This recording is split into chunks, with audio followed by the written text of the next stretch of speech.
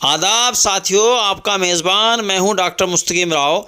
मानो आवाज़ सहारनपुर चैनल में आपका स्वागत है। आइए आज आपको रूबरू कराते हैं आम आदमी पार्टी के राष्ट्रीय कार्यकारिणी सदस्य व पूर्व जिलाध्यक्ष योगेश दहिया जी से, जिन्होंने मानो आवाज़ सहारनपुर चैनल पर बेबाक बोलते हुए कहा कि जिस प्रकार जनता जनार्दन ने वर्ष 1978 में हिटलरशाही व तानाशाही को जवाब देते हुए एक ही झटके में उखाड़ फेंका था, उसी प्रकार आज जनता भाजपा की तानाशाही व हिटलरशाही सरकार को आगामी 2024 के चुनाव में उखाड़ फेंकने को तैयार है। श्री दहिया ने गौतम अडानी को सरकारी सेठ बताते हुए कहा कि भाजपा ने अपने सरकारी सेठ के नुकसान की भरपाई को घरेलू गैस पर जबरदस्ती 50 तथा कमर्शियल पर 350 रुपये बढ़ाकर महंगाई का पत्थर आम आदमी के कमर पर बांध दिया है। साथ ही उन्होंने भाजपा सरकार पर प्रहार करते हुए कहा कि भाजपा देश में दहशत का माहौल पैदा कर विपक्षियों को डराने का कार्य कर रही है, परंतु आप न तो डरेगी, न रुकेगी, न बैठेगी और न ही दबेगी।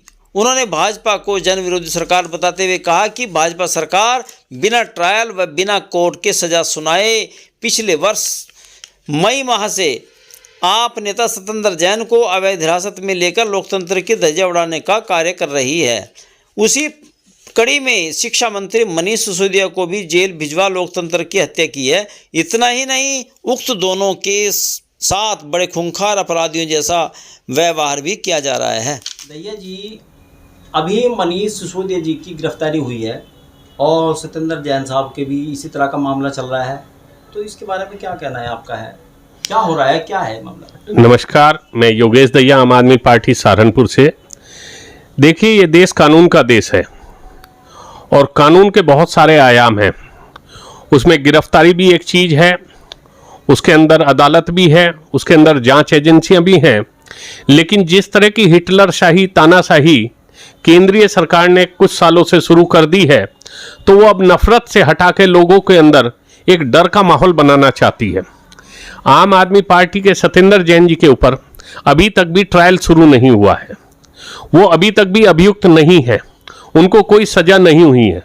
लेकिन पिछले साल मई से आप समझ लीजिए करीब 10 माह होने को जा रहे हैं, उनको जमानत नहीं दी जा रही। ये कहाँ का कानून है कि जिस आदमी से आपको पूछताछ करनी है, चार्जशीट का समय भी 90 दिन का होता है, 300 दिन आदमी को हिरासत में लिए हुए हैं, आप कोई उस पर कार्रवाई नहीं कर रहे, कहीं ट्रायल नहीं चल रहा है, कहीं उनको सजा नहीं हुई और उनको एक सजा याफ्ता की तरह आप बर्ताव कर रहे हैं। इसी तरह से मनीष जी का केस है। आप जानते हैं, जिस शराब नीति की ये बात कर रहे हैं, उसको वहाँ के आबकारी आयुक्त ने बनाया था और वहाँ के एलजी ने उसको अप्रूव किया था। 7 माह हो गए, 7 महीने से वो कभी 100 करोड़ का आरोप लगाते हैं, कभी 10,000 करोड़ का आरोप लगाते हैं। मनीष जी का घर, मनीष जी के बैंक के अकाउंट, मनीष जी के पूरे परिवार के अकाउंट, मनीष जी का गांव का सारा कुछ उन्होंने खंगाल लिया। मनीष जी का जितना कुछ उन्हें करना था, पहली चार्जशीट में वो नाम नहीं लिख पाए, उसके बाद सप्लीमेंट्री चार्जशीट दी, उसमें वो नाम नहीं लिख पाए, उसके बाद आज तक कोई एक पैसे की उनसे जो है वसूली नहीं कर पाए। तो ये सब चीजें होने के बावजूद उनको केवल उठा लेना और सीबीआई कस्टडी में लेके 5 दिन की डिमांड मांगना और वो रिमांड एकदम 5 के 5 दिन की मिल जाना, ये सिर्फ हिटलरशाही और तानाशाही का एक वो है और देश में एक डर का माहौल विपक्ष के अंदर पैदा करने की कोशिश कर रहे हैं, जिससे आम आदमी पार्टी ना तो कभी हटेगी, ना डरेगी, ना दबेगी, ना थकेगी, ना बैठेगी। ये तय है कि इसका मुंह तोड़ जवाब दिया जाएगा और जनता जनार्दन है। जनता ने सन 78 में इमरजेंसी का जवाब दिया था, इस हिटलरशाही का भी जवाब 2024 आने वाले में जनता देगी। दहिया जी, अभी परसों पहली तारीख में गैस के घरेलू गैस पर 50 रुपये बढ़े और कॉमर्शियल सिलेंडर पर 350 रुपये का इजाफा सरकार ने किया है, तो इसके पीछे क्या मानते हैं, क्या है ये? देखिए, देश चलाने के लिए बहुत कुछ होता है और वो जनता के लिए खिदमत खलक होता है, लेकिन आप राजनीतिक पार्टी चलाने के लिए इस तरह से जनता को लूटेंगे, इस तरह महंगाई बढ़ाएंगे, ये कतन बर्दाश्त के बाहर है। अगर आप देखें, देश की जो अन्य 8 राष्ट्रीय पार्टियां हैं और भाजपा का चंदा देखें तो 50% से ज़्यादा चंदा अकेले भाजपा का है। 3,698 करोड़ के करीब उनको चंदा मिला है। इलेक्ट्रोल बॉन्ड की पूरी तरह से उन्होंने तानाशाही की हुई है। महंगाई पूरी तरह से उन्होंने हाहाकार मचवाया है, त्राहिमाम मचाया हुआ है। गैस के ऊपर, जबकि खुद गृह मंत्री जी ने यह वादा किया था कि होली और दिवाली पर एक सिलेंडर दिया जाएगा, लेकिन उनके अपने जो धन्ना सेठ है, जो सरकारी सेठ है, उसको बचाने के लिए उन्होंने ये काम किया है कि आम जनता की जेब से पैसा निकालने की वसूली शुरू कर दी है। क्या ऐसा आप जो है जो 50 रुपया त्योहारों पे एक सौगात नहीं मानते?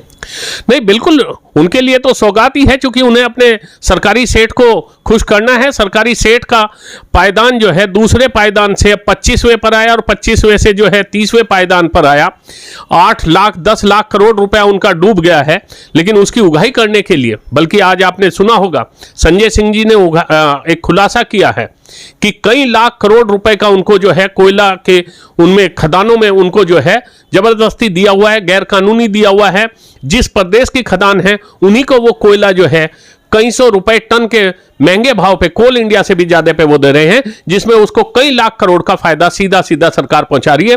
तो हाँ, सच में ये 50 रुपए और 3.5 रुपए सरकारी सेठ के लिए एक तोहफा है जो उन्हें त्योहारों पर सरकार दे रही है। अच्छा, अभी एमसीडी चुनाव में बहुत गर्मा गर्माई रही और ये भाजपा वाले कह रहे थे कि जीतेंगे तो हम ही, भले इनके पार्षद आगे लेकिन जीतेंगे हम ही, मेयर हमारे बनेगा। लेकिन उसमें फिर भी आपका बन गया है मेयर आप आम आदमी पार्टी का, तो इस पर क्या कहेंगे आप? देखिए नहीं, देखिए मैं फिर वही कह रहा हूं, इनकी इन बिल्ली घुड़की बंदर घुड़की से हम डरने वाले नहीं। आम आदमी पार्टी एक आंदोलन से निकली हुई पार्टी है, वो मुकदमों से, इन गीदड़ भभकियों से नहीं डरती है। इन्होंने पूरे प्रयास किए, 3 बार जो है वहां हंगामा करके इन्होंने बिल्कुल जंगल राज कायम करने की कोशिश की, लेकिन सुप्रीम कोर्ट के आदेश के बावजूद इन्होंने आधी अधूरी कानून का पालन किया।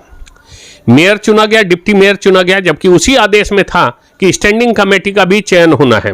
लेकिन स्टैंडिंग कमेटी के समय तो आपने देखा किस तरह से जो है उनके मेयर प्रत्याशी ने किस तरह से हंगामा किया, माइक तोड़े, पोडियम तोड़ा, धक्का मुक्की करने लगे और हमारे कुछ पार्षदों को तो मतलब उनके कपड़ों से खींचकर बाहर निकालने की कोशिश की। जनता देख रही है ना, ये सारी अराजकता जो है, जो महंगाई की अराजकता है, जो सरकारी सेठ को पालने की अराजकता है, जो जनता में एक डर का माहौल करने की अराजकता है, जो ये सारे देश को जो डरा के और मुट्ठी में करके एक उत्तर प्रदेश में तो एक बुलडोजर को लेकर और एक जाति विशेष को लेकर एक अभियान चलाया जा रहा है, उस डर के माहौल को कर रहे हैं। तो ये सब चीजें जनता देख रही है और इसका माकूल जवाब जो है जनता 2024 में देगी। अभी हाल ही में आपके 28 तारीख में वो गए हैं आपके शकील मलिक साहब, जो सहारनपुर प्रभारी बना के भेजे गए थे यहाँ पे, समीक्षा वगैरह करी होगी उन्होंने। तो अब आपका पार्टी का जो अगला कदम है क्या है? नहीं, देखिए पार्टी तो लगातार निरंतर और चिरंतर जो है एक लोकतंत्र को कायम करने के रास्ते पर चली हुई है। आप जानते होंगे सहारनपुर में हम लोग भी दरवाजे पर दस्तक लगातार जो है चलाते रहते हैं। शकील भाई जो हैं वो स्थानीय निकाय चुनाव के लिए आए थे जनाब, यहाँ पे 4 दिन रुके और उन्होंने अलग अलग निकायों के स्थान पर जो है मीटिंगें की, वहाँ पर प्रभारी और सह प्रभारी बनाए हैं हर स्थानीय निकाय के।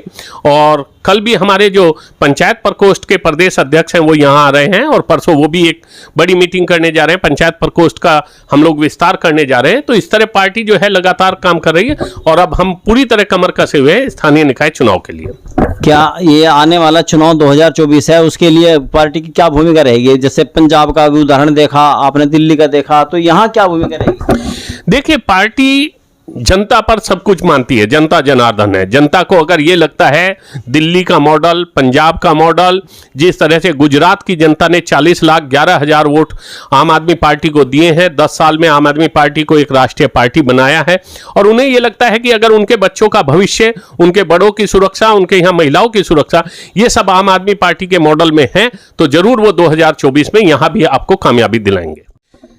देखिए ये सारी चीजें आपके सामने हैं। दिल्ली में चाहे बिजली हो, पानी हो, चाहे आपकी पढ़ाई हो, चाहे आपकी दवाई हो, ये 8 साल से लगातार जनता के पैसे को जनता के लिए दिया जा रहा है। दूसरे प्रदेशों में भी वादा हुआ था, आपको पता हो कि योगी जी ने वादा किया था, मोदी जी ने वादा किया था, हिमाचल में कांग्रेस ने वादा किया था, लेकिन भी कोई भी इस काम को नहीं करने जा रहा। बल्कि अभी तो ये सच्चाई है कि विद्युत नियामक आयोग के सामने जो है उन्होंने एक प्रस्ताव पास किया है, माना है, उस पर अभी वो सुनवाई करेंगे। 23% बिजली की दरें और यूपी में बढ़ने जा रही हैं। ऐसे में आम आदमी पार्टी क्या रहेगा कि आने वाले चुनाव में मान लीजिए जो विधानसभा चुनाव होगा या फिर 24 में, तो चलो खैर उसका है लोकसभा का, विधानसभा का चुनाव है, अगर प्रदेश में सरकार बनती है तो उसके लिए कोई रणनीति बनाई है? जी हाँ, जैसे मैं बता रहा हूं कि स्थानीय निकाय चुनाव में हम पूरी तरह भागीदारी कर रहे हैं और संदीप पाठक जी बहुत बड़े रणनीतिकार हैं जिन्होंने पार्टी को राष्ट्रीय पार्टी बनाने में भूमिका अपनाई है। गुजरात के चुनाव में बहुत बड़ी भूमिका थी उनकी, पंजाब के चुनाव में बहुत बड़ी भूमिका थी। तो इसी तरह से 24 में भी बहुत बड़ी भूमिका जो है होने जा रही है आम आदमी पार्टी की, और 2027 के लिए भी पूरी तरह कमर कसे हैं। पूरा दमखम के साथ जो है आम आदमी पार्टी 2027 का यूपी का विधानसभा चुनाव लड़ेगी। आप थे योगी दहिया जी, मानो